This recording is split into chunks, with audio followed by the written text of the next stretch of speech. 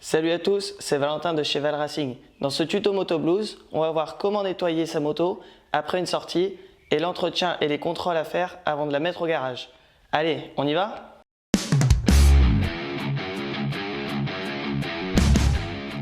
Pour augmenter la durée de vie de votre moto, mais aussi pour mieux la revendre par la suite, si cela est votre projet, le nettoyage et les contrôles de routine ne doivent pas être négligés. Et puis, pensez à nous, les autres mécanos. Nous gagnons un temps fou quand nous intervenons sur une moto propre.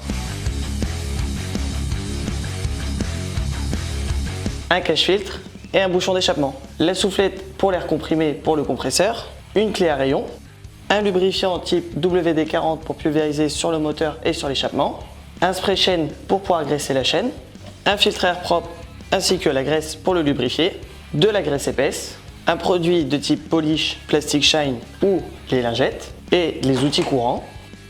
Je commence toujours par nettoyer la moto au Karcher avec du savon et si possible de l'eau chaude. Idéalement après chaque sortie, même si elle n'est couverte que de poussière.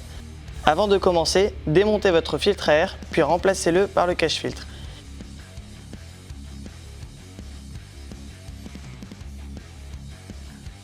Et bouchez votre sortie d'échappement à l'aide d'un bouchon, ainsi l'eau ne s'invitera pas dans votre moteur.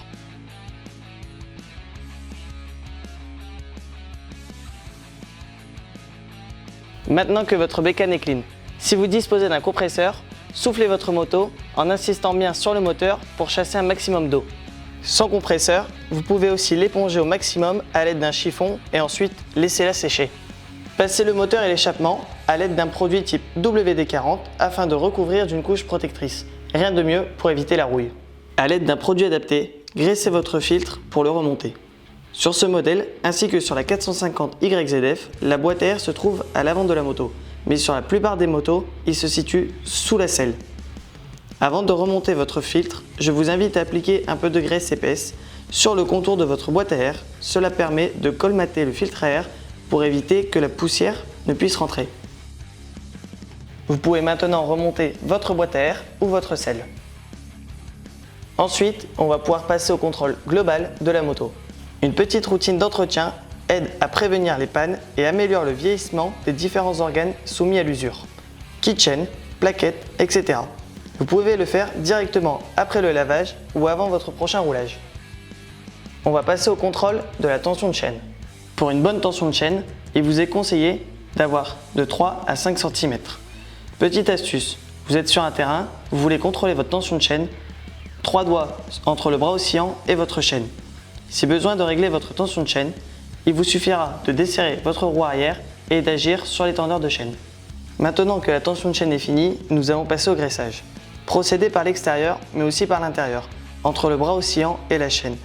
Et ceci en faisant tourner la roue pour que toutes les surfaces soient bien lubrifiées. Contrôlez l'usure des plaquettes de frein avant et arrière. D'un simple petit coup d'œil, vous pouvez déjà voir s'il reste suffisamment de matière sur les plaquettes pour vos prochains roulages. S'il est nécessaire, remplacez-les. Maintenant, contrôlez votre niveau d'huile grâce à l'œillet placé sur le carter et à votre niveau d'eau, tout simplement en ouvrant votre bouchon de radiateur. Vérifiez l'état d'usure de vos pneus. Plus les arêtes des crampons sont arrondies, moins le grip sera présent. Restons sur les roues et passons au contrôle de la tension des rayons. Des rayons pas assez serrés peuvent endommager vos roues. Une clé à rayon est obligatoire au minimum. Mais le must est de serrer les rayons à la clé dynamométrique prévue à cet effet. Généralement, je réalise un contrôle général de l'ensemble de la visserie de la moto. Cela ne prend que quelques minutes et permet d'éviter de perdre une vis de plastique ou même une vis de cadre. Si j'ai un petit conseil à vous donner, utilisez une clé dynamométrique.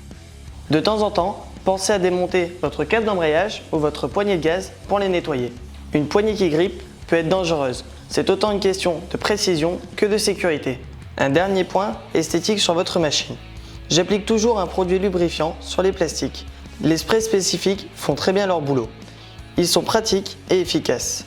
Un produit de type WD-40 peut aussi faire l'affaire, mais il sera plus gras. Je vous conseille vivement de passer un coup de chiffon après. Cela permet d'entretenir vos plastiques et votre déco. Voilà, vous pouvez maintenant ranger votre moto dans le garage en attendant la prochaine sortie.